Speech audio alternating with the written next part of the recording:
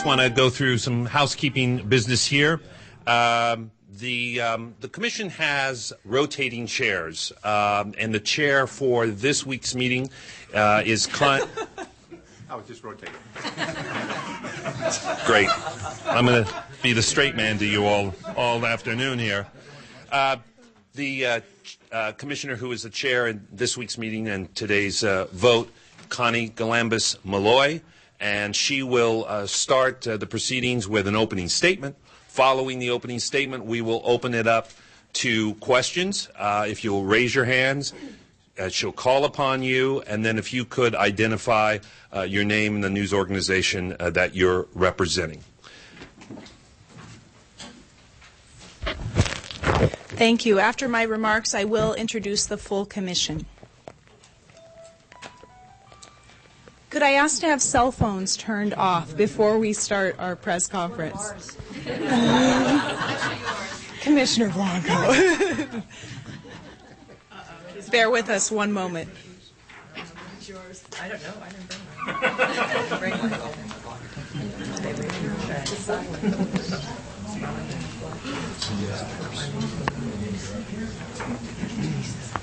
Yeah. Okay. Thank you, staff. We'll get started. When California voters created the Citizens Redistricting Commission, their hope was that an independent panel could and would draw fair district lines in a transparent process and in the partisan gerrymandering of the past. California, we as a commission are here to tell you that that day is here. Today, the commission voted to move forward its preliminary final Assembly, Senate, Board of Equalization, and congressional maps. On August 15th, the commission will reconvene to vote on adopting these maps. The process has indeed been a partnership with the public.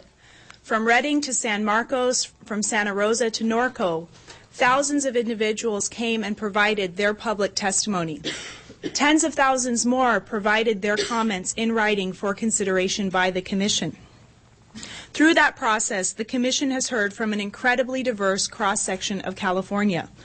And that testimony has in turn been incredibly important to the manner in which we have drawn these district lines. There is no secret as to how the commission drew the lines. It has been a completely open and transparent process. Every step of the way, the commission followed our clear, ranked, voter-approved criteria as set forward in the California Constitution, including adherence to the Federal Voting Rights Act. Unlike redistricting of the past, this commission never considered political party registration, nor the living residences of incumbents or candidates. In complying with the law, the commission is confident that these maps will prevail against any and all legal challenges. We also believe that the new districts will be upheld in the court of public opinion. That concludes my formal statement. I would like to start by introducing my colleague commissioners and then opening the floor to questions. On my left, I have Commissioner Baraba. He is acting vice chair and incoming chair who will be presiding in the weeks coming forward. Behind him, we have Commissioner Yao, Commissioner Raya, Commissioner Ontai, Commissioner Anchetta, Commissioner Fulkins-Weber, Commissioner Parvenu, Commissioner Ward, Commissioner DeGiulio, Commissioner Aguirre, Commissioner Dye, Commissioner Forbes, and Commissioner Blanco. So with that, I would like to entertain your questions. Yes? This one's actually for Commissioner Ward. My name is Judy Lynn with the Associated Press. He was the one who consistently voted no on the plan, and I wonder if he could address, why you dissented. Yes, we all had the opportunity to vote this morning and discuss the maps, and I did that along with the rest of the commission, and I really have no further comment regarding my vote at this time. Thank you. We have prided ourselves as a commission on our diversity, and we have not shied away from engaging in lively, principled, transparent debate. Next question. Can I hear some discussion and lively discussion of kinds of issues that were controversial on the panel leading up to the vote? I would say that all of our deliberations are available online and transcripted, and the deliberations that we've had really speak for themselves. So unless you have a more detailed question. My more detailed question would be why Mr. Ward vote no. But, Okay. Could you identify yourself? Martinez, Pacifica Radio. Other questions? Please. The Ventura County Star. Could you talk about the changes that transpired between the draft maps that you put out June 10th and the maps that you adopted today? There were, for instance, a lot of criticism from some within the Latino community that you had not made a sufficient number of majority-minority Latino districts. That number has increased substantially. So could you talk about that and other changes that you made in response to public input between the draft and the final maps? Definitely. Our purpose today is not to discuss individual districts, but what I can say is that at the time that we released our draft maps on June 10th, we were still in the process of conducting our Voting Rights Act analysis. So we had always anticipated as a commission that there would be substantial changes between those draft maps and between the final maps, and that is definitely evident in the final product that you have before you today. I would invite if Commissioners Baraba or DiGiulio have anything to add on this question. Okay. Specifically, John Myers from KQED Public Radio.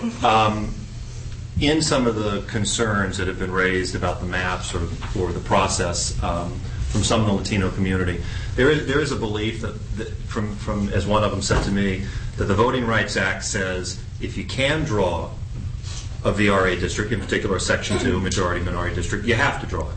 And they believe you could have drawn more, you did not draw enough.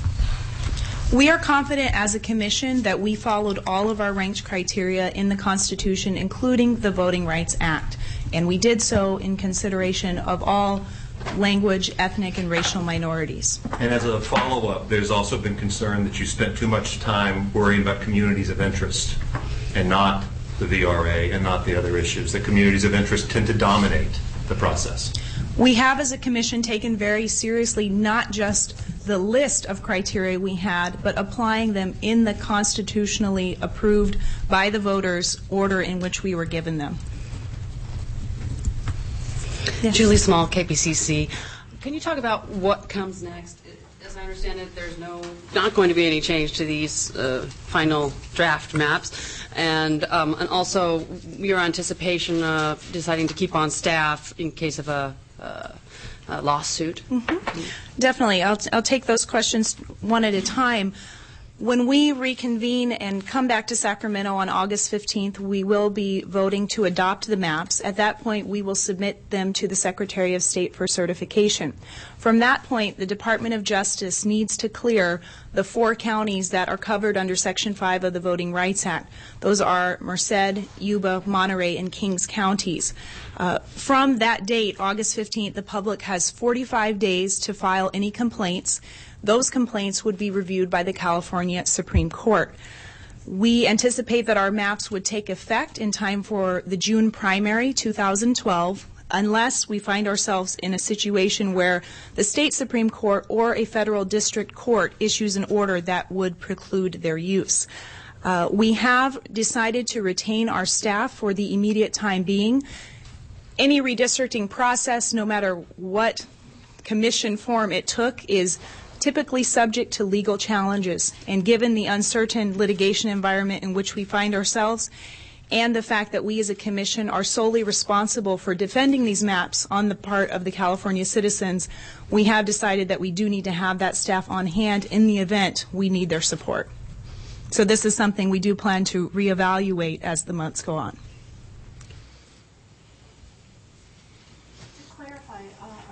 Are you aware of any challenges that are filed, whether it's through the referendum or the legal process? We have not been made aware of any specific challenges. Clearly, throughout the process, there have been groups who have indicated dissatisfaction with one or more aspects of either the process or the maps, but we have no evidence that those will come to bear. But we, of course, are attentive that they might. Clearly, the only thing in the 14 days that the public looks at this, the only thing you can do on August 15th is to vote up, vote down. You're no longer drawing maps. Do any of you believe, and I know this is premature, but do any of you believe there's anything out there you could hear that would change your vote from it was today? Commissioner Baraba, would you like to weigh in? At the microphone, if you would, sir. Thank you. Let me push the button. Unless there was some error in the way in which the calculation took place on the districts that was sufficient to warrant a review, I can't think of anything that we haven't already talked about that we would consider changing. But we'd have to find something dramatically unexpected, would be my guess. But that would be an error, if I could follow up, that would require you to vote them down, because you can't obviously fix it. This is the first time for all of us, and I'm not sure there's anything that we can't do, but we would try to make sure that we met our obligation. And if it was the kind of error that could be fixed, we would try to figure out a way to do that. But again, we would have to follow the rules.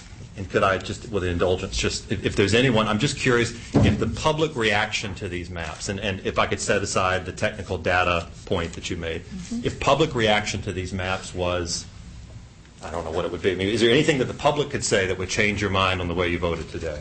Anyone who's up there? I mean, the public has the right to come forward and follow the rules as we have, and they should do that. And if it was that bad, they have recourse through the Supreme Court, and that's what they should take advantage of.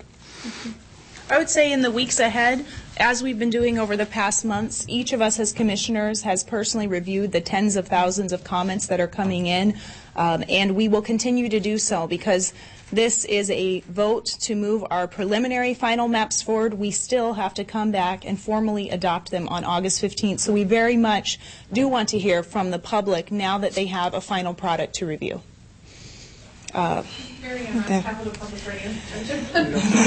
This is, of course, the first time for this, first in the nation for this sort of commission, and it's been very all-consuming, I'm sure, for you who have been involved. Would any of the commissioners like to comment on what it has been like, just on a personal basis, and was it what you expected?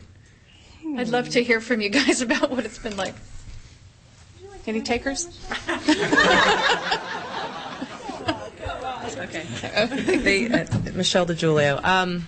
Gosh, to speak for everyone, I would just say probably that when we all signed up for this, we really did.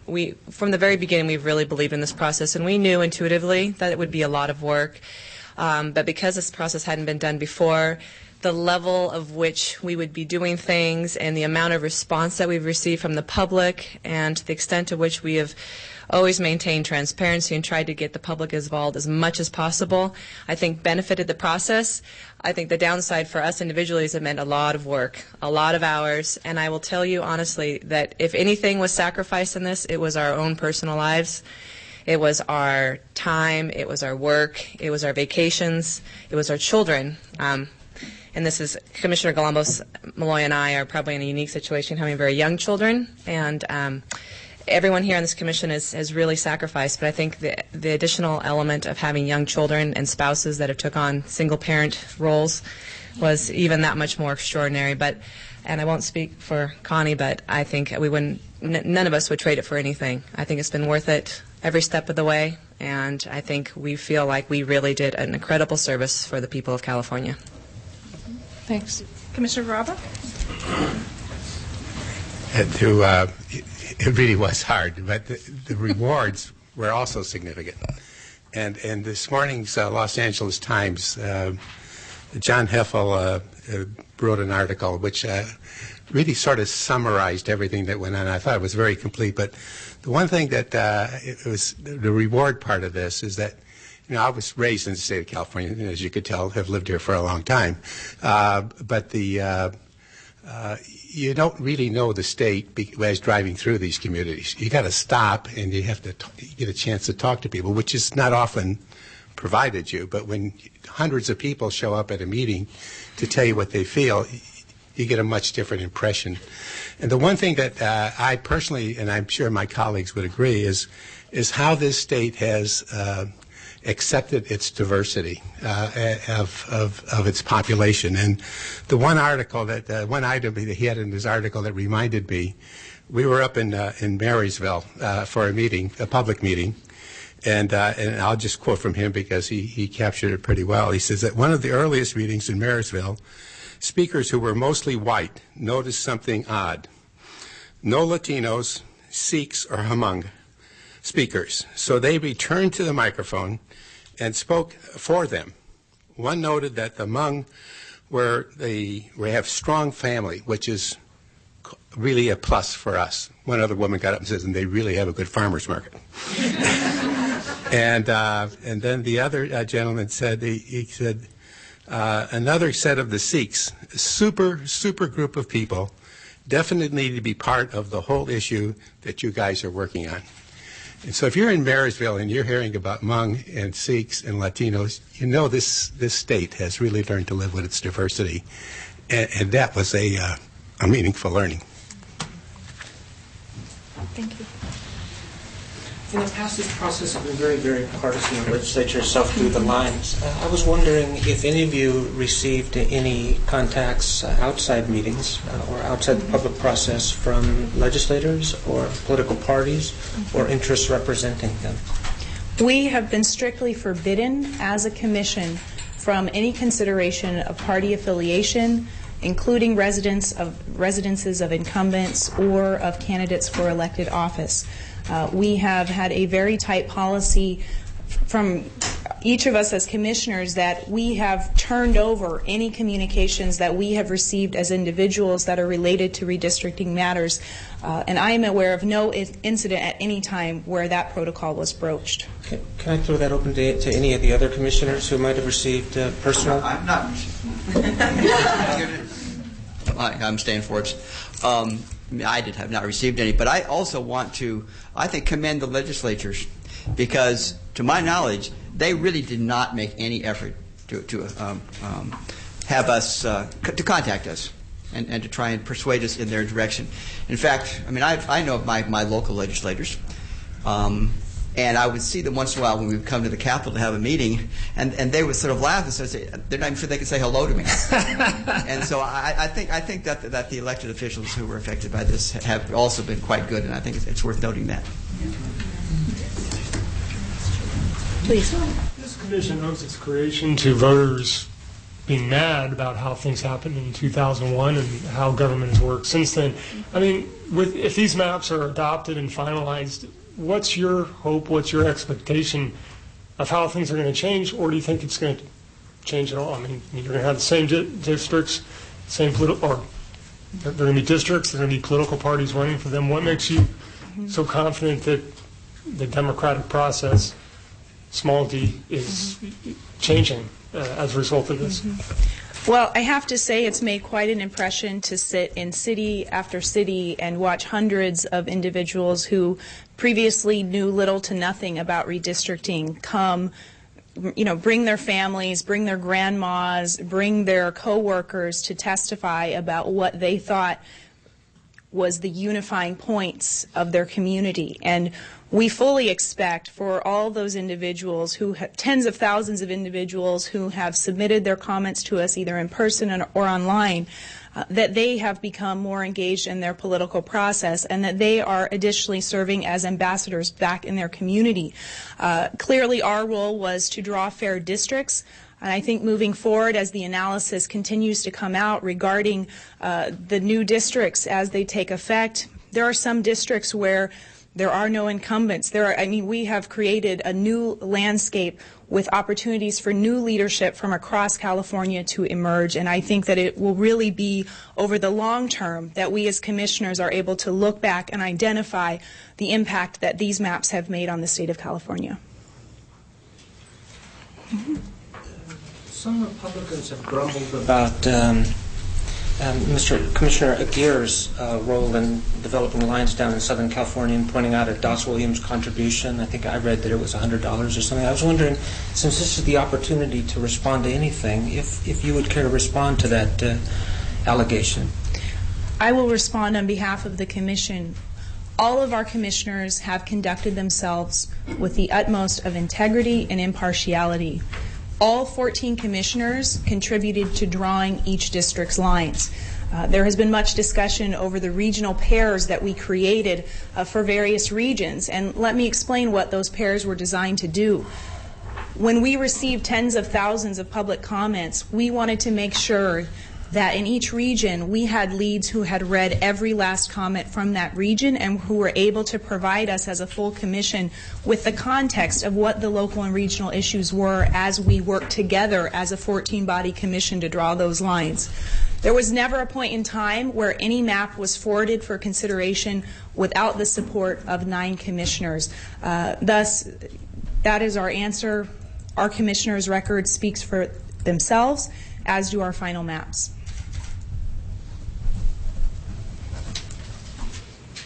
Additional questions, particularly from reporters who have not asked a question? There are a few of you. We're used to public comment. I know. Please do, please do. Because I think Wilcox is going to pull me out of the chair in a minute. Okay. You got Myers in. I'm sorry. I do want to understand the testimony from the community and how you approach that. I mean, I'm very familiar with the community of interest discussion, what the definition is, how you applied it. There were observers, and I understand their comments, who felt as though when someone came and asked you to put the line in place X, if enough people came, the line would move there. Someone would come and tell you to move it back somewhere else, you would move it over there. There were even times during the hearings where I heard at least one commissioner say, well, we have no testimony from place X. And I just wonder how you approach this process of being responsive to the communities that come, but not overlooking someone who didn't happen to show up that day and say, and therefore their city got cut, moved, whatever. Yeah. Excellent question, and one of the key components of our roles as commissioners. I'd like to invite Commissioner Blanco to come join me and provide some thoughts on that question. Your question is right on point. I think that the novelty, in a way, of this process for California, and perhaps if this spreads for the rest of the country, is the notion of the core function we had after population adjustment and compliance with the Voting Rights Act. Our core function was to try and draw districts that gave the residents in that district, whether it was a congressional or assembly or Senate district or Board of Equalization, the words were fair and effective representation. So that really is the basis for a community of interest. Are you creating a district that has within it the interests that are a representative can give voice to? What we heard over and over again was, we are in this district and we're kind of an afterthought. And so when we have, say, agricultural issues or we have water issues, because we're in a district that is so dispersed and basically is a politically gerrymandered district, our representative doesn't understand our issues and can't represent us and give us a fair voice. So that was really our point of departure. So even before we had public testimony, we were very aware of the fact that California has agricultural communities, that it has urban centers, that it has recreational areas, that it has coastlines, that it has foothills, things that are objective, things that make a difference for the residents that live in those types of regions. So the very first thing we did was make ourselves aware of that. And a lot of our original structure, we divided the state into regions to be able to look at that in a systematic way. The public testimony that we received really was people clarifying for us what they saw in that number 4 criteria. What was it about their geography, their transportation, their economy, their linguistic issues, their unemployment issues, their environmental concerns that meant that they wanted a representative that could address those issues.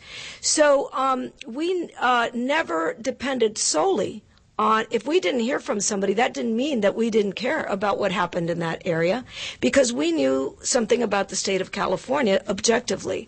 So as we heard testimony, really in some ways, what people said, oh, they're shifting, I actually think that was commendable, that we would hear something, we'd look at it, and then we'd say, but you know, over here, if we do this here, there is this community that may be in a district where they are really going to be without a voice if we leave them stranded out there. And we would go back and we'd, you know, because we'd heard more testimony. In a way, what we were doing was building on the public testimony that everybody, you know, it was an iterative process even for the public.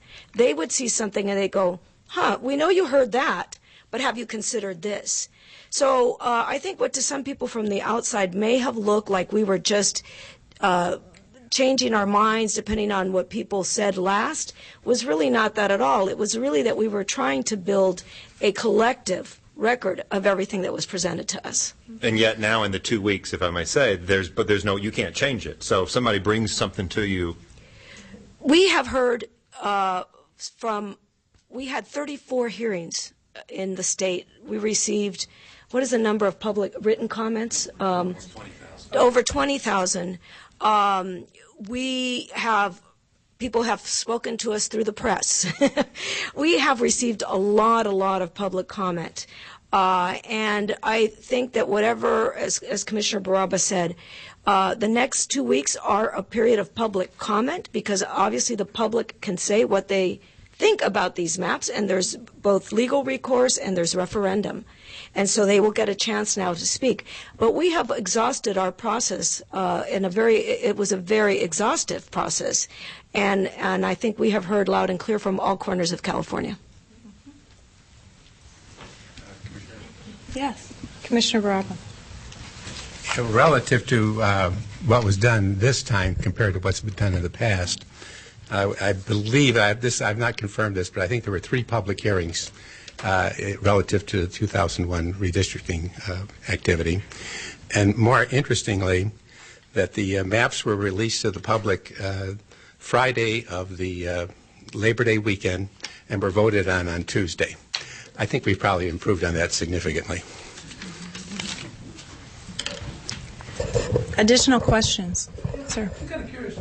You know, you said and clearly didn't take into consideration the residences of incumbents. So I see by one count today there are about 60 incumbents around the state, members of Congress, members of the legislature that have been displaced from districts or put in districts with a fellow incumbent. And I guess, how were you able to stay blind to that, given all the reporting and given your own knowledge of your own communities, what cities incumbents were? Was that difficult to keep that part of your own noggin out of consideration when you were drawing these lines?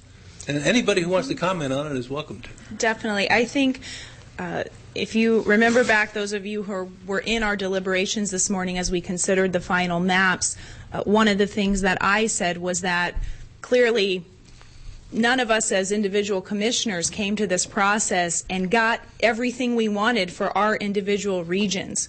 It was really an act of balancing the needs of the entire state, and I believe that we all as individual commissioners took very seriously that we were here representing the state and not here to drive home our own fiefdoms in our own regions, in our own cities. So it was challenging. It was a balance. We wanted to keep the pulse of California, so clearly we felt the need to keep track of what was going on in the media, as we feel like that is also part of the echo chamber of the local communities of reaction to our maps. But we were very careful to look at news from a balanced perspective, to look at it from a variety of sources, from a variety of political perspectives, much as we navigated through our public input hearings.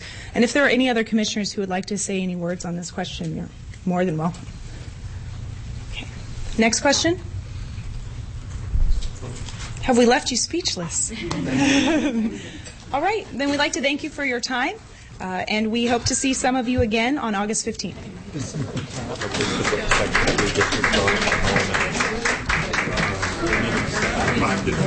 Yeah.